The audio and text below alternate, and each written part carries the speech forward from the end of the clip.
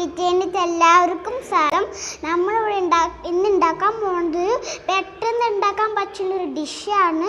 അപ്പം നമുക്ക് പറയാം, കോളിഫ്ലവർ കൊണ്ടാട്ടാണ് ഉണ്ടാക്കാൻ പോണത്.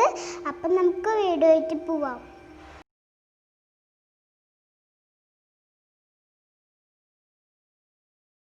ഇതിലേക്ക് വേണ്ടിയിട്ട് നമ്മൾ ആദ്യം തന്നെ കോളിഫ്ലവർ ഞാൻ ഒരു 10 മിനിറ്റ് ഉപ്പും മഞ്ഞളും ഇട്ടിട്ടുള്ള വെള്ളത്തിൽ ഞാൻ ആദ്യത്തെ ഒരു വീഡിയോയിൽ പറഞ്ഞിട്ടുണ്ടായിരുന്നു. നമ്മൾ ഉപ്പും മഞ്ഞൾപ്പൊടി ഇട്ടിട്ട് ആദ്യം ഒരു 10 മിനിറ്റെങ്കിലും കോളിഫ്ലവർ ഇട്ട് വയ്ക്കുക. അത് കഴിഞ്ഞിട്ട് ഞാൻ ഉപ്പും മഞ്ഞൾപ്പൊടി ഇട്ട് ഒന്ന് വേവിച്ചിട്ടുണ്ട്. അധികമായിട്ട് വേവിച്ചിട്ടില്ല, ചെറുതായിട്ടൊന്ന് വേവിച്ചിട്ടുള്ളൂ.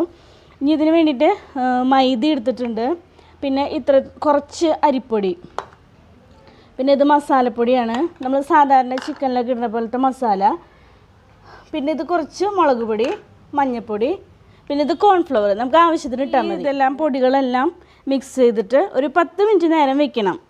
അപ്പോഴേ അത് നന്നായി സെറ്റ് ആവുള്ളൂ. അപ്പോൾ നമുക്കിതെല്ലാം ഒന്ന് മിക്സ് ചെയ്ത് വയ്ക്കാം. മൈദ ഇടാം നമുക്ക് ആദ്യം. ഞാനിപ്പോൾ ഒരു കോളിഫ്ലവറാണ് എടുത്തിട്ടുള്ളത്. നമ്മൾ ഇപ്പോൾ എടുക്കുന്നതിൻ്റെ അതിനനുസരിച്ച് നമുക്ക് അതിൽ മുക്കാൻ വേണ്ടിയിട്ടുള്ള പാകത്തിന് നമുക്ക് മൈദയും ഈ സംഭവങ്ങളൊക്കെ എടുക്കാം കേട്ടോ. ആദ്യം മൈദ ഇട്ടു. അരിപ്പൊടി എന്തായാലും കുറച്ച് ഇടണം, ഇത്രത്തോളം അരിപ്പൊടി വേണം. ഇനി കോൺഫ്ലവറാണ്. ഞാൻ എടുത്ത് വെച്ചത് മുഴുവൻ ഇട്ടിട്ടില്ല, ഇത്രത്തോളം ബാക്കിയുണ്ട്. ഇനി അതിലേക്ക് കുറച്ച് മഞ്ഞൾപ്പൊടി, മുളക് പൊടി അധികം എരിവൊന്നും വേണ്ട, നമുക്ക് കുറച്ചിട്ടാൽ മതി, ഒരു കളറ്, ഒരു എരിവ് രസത്തിന് വേണ്ടി മാത്രം. അതുപോലെ തന്നെ ഗരം മസാല, പിന്നെ വെളുത്തുള്ളിയും ഇഞ്ചിയും പേസ്റ്റാണ് ഇത് കേട്ടോ.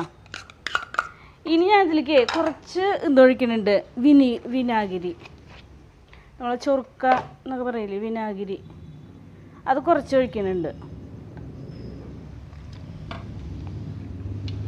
ഇനി നമുക്കിത് മിക്സ് ചെയ്യാം. കുറച്ച് വെള്ളം ഒഴിച്ചിട്ട് മിക്സ് ചെയ്യാം കേട്ടോ. എന്താ പറയുക, ഒരു പേസ്റ്റ് രൂപത്തിൽ ആക്കിയാൽ മതി. വല്ലാണ്ട് വെള്ളം കൂടരുത്. അധികം വെള്ളം കൂടി കഴിഞ്ഞാൽ പിന്നെ നമ്മുടെ കോളിഫ്ലവറും അത് ഒട്ടി പിടിക്കില്ല. അപ്പോൾ കുറച്ച് വെള്ളം ഒഴിച്ചിട്ട് നമുക്ക് മിക്സ് ചെയ്യാം. കുറച്ച് സോയാ സോസ് ഒഴിക്കാട്ടെ, നമുക്ക് കുറച്ച് ഒഴിച്ചാൽ മതി. അതുപോലെ തന്നെ കുറച്ച് ടൊമാറ്റോ സോസും. ഞാൻ പിന്നെ നേരത്തെ ഒരു കാര്യം പറയാൻ വിട്ടുപോയി. നമ്മൾ ആവശ്യത്തിന് ഉപ്പ് ഇതിലേക്ക് ഇടുന്നേ. നമ്മൾ മറ്റേ കോളിഫ്ലവർ വേവിച്ചപ്പോൾ ഉപ്പ് ഇട്ടിട്ടുണ്ട്, പക്ഷെ എന്നാലും ഇതിലേക്ക് ലേശം ഉപ്പിടണം, എന്നാലും ഈ മാവിൽ ഉപ്പുണ്ടാവുള്ളൂ. എണ്ണ ഒഴിച്ചിട്ടുണ്ട്. എണ്ണ ഒഴിച്ച് നന്നായി ചൂടാവട്ടെ കേട്ടോ. നന്നായി നല്ല ഹൈ ഫ്ലെയിമിലാണ് വെച്ചിട്ടുള്ളത്. അപ്പോൾ നന്നായി ഇനി ചൂടാവട്ടെ. നമ്മുടെ എണ്ണ ചൂടായിട്ടുണ്ട്. നമുക്കിത് ഓരോന്ന് ഇങ്ങനെ മുക്കി ഇതിലേക്ക് ഇട്ട് കൊടുക്കാം കേട്ടോ.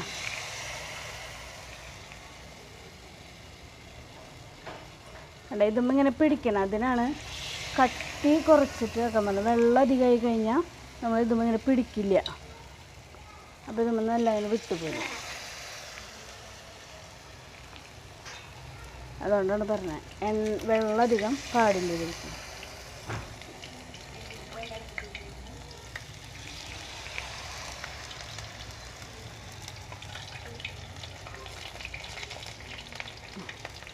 മതി, ഇത്ര ഇട്ടാൽ മതി. അധികമായി കഴിഞ്ഞാൽ നമുക്ക് കോരാൻ പറ്റില്ല.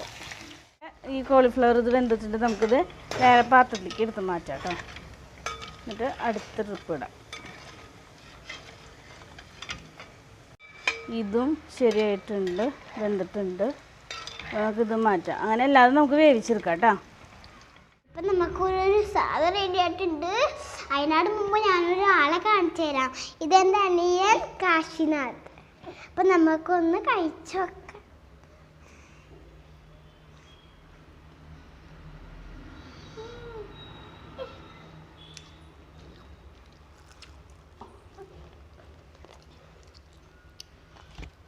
സൂപ്പർ!